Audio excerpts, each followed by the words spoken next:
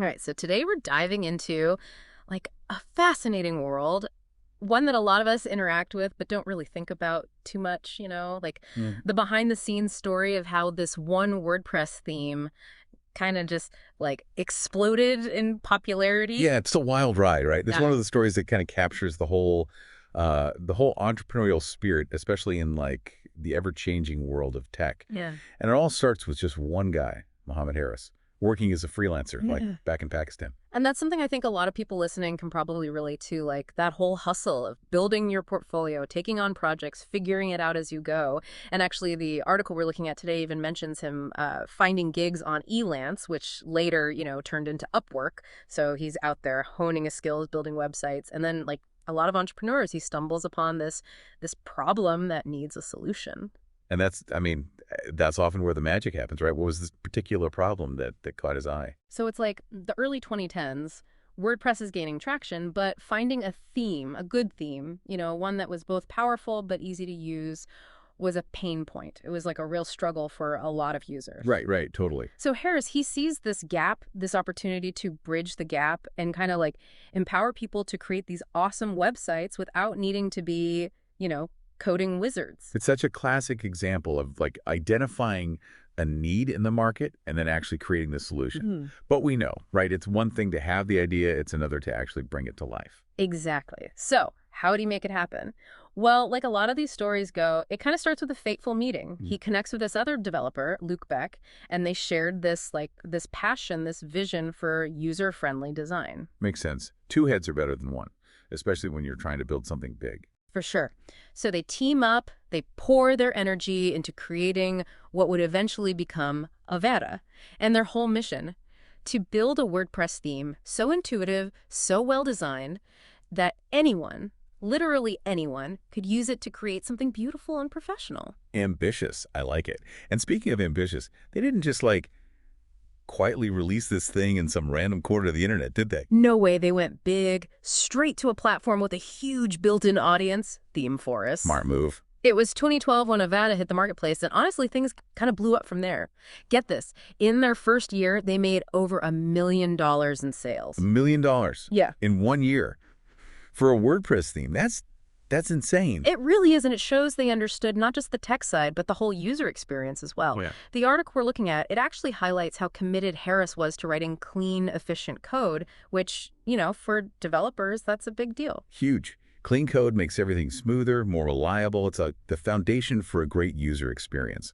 Exactly. But they didn't stop there. They introduced this tool that would basically become synonymous with Avada. It was called Fusion Builder. Ah, Fusion Builder. Okay, now this is where things get really interesting for the average user, right? Right. Because Fusion Builder was a game changer. Like, Yeah.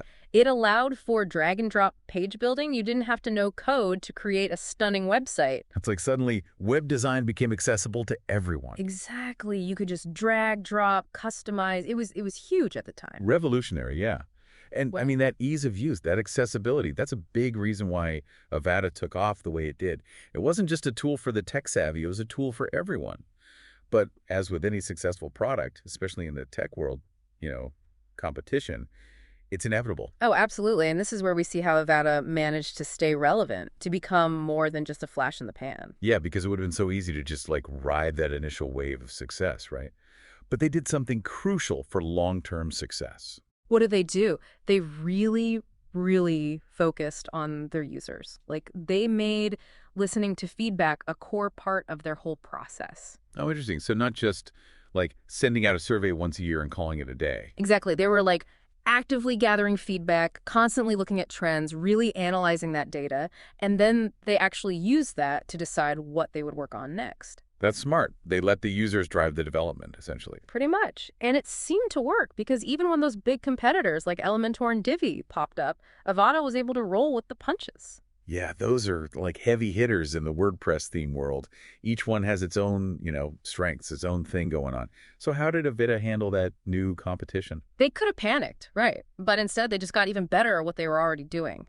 Constant improvement, but always based on that user feedback loop. They doubled down on what was working. Exactly. Kept adding new features, making the user experience even smoother, just never settling. And because of that, Avada stayed competitive. And the numbers definitely show it. It's impressive. Like Over 950,000 licenses sold. We're talking about $67 million in revenue. It's wild, right?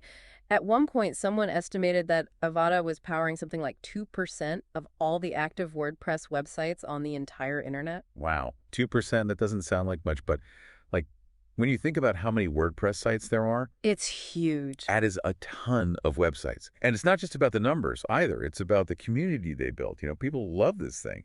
They have something like 23,000 reviews on ThemeForest, averaging almost 5 stars. That's the power of building something people truly love. It's like they feel a part of it. But, there's one more piece of the Avada story we got to talk about, especially because it's so relevant today, and that's the whole e-commerce angle. Right, the rise of online stores, everyone selling everything online. Avada really kind of positioned themselves perfectly for that, didn't they? They did. Remember how we were talking about them constantly adapting? Well, they saw that e-commerce wave coming, and they made Avada the go-to theme for online businesses. And they did it by integrating seamlessly with WooCommerce, which, that's the biggest e-commerce plugin for WordPress. So smart, not just building websites, but building businesses, online businesses. Exactly. And it goes back to what we were saying before, understanding where the market is going and making sure you're not just keeping up, but like you're leading the charge. Absolutely. It's about anticipating those needs. And that takes like a deep understanding of not just the tech, but like the bigger picture. It's about really getting what people need, building something great, and then like building a community around that. And that goes way beyond just WordPress themes, right? Totally. It's about human connection. When Yeah. you really think about it. Like, here's a problem, here's how we can solve it, and then staying engaged, adapting to how people respond. It's a whole process, and Mohammed Harris's story is like a perfect example of that in action.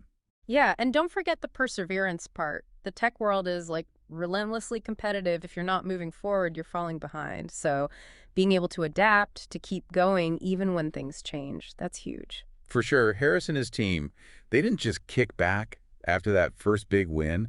They kept innovating, kept responding to their users, and that's something we can all learn from no matter what we do. Totally agree. Success isn't a finish line, right? It's a journey, and you got to keep learning, keep improving as you go. 100%.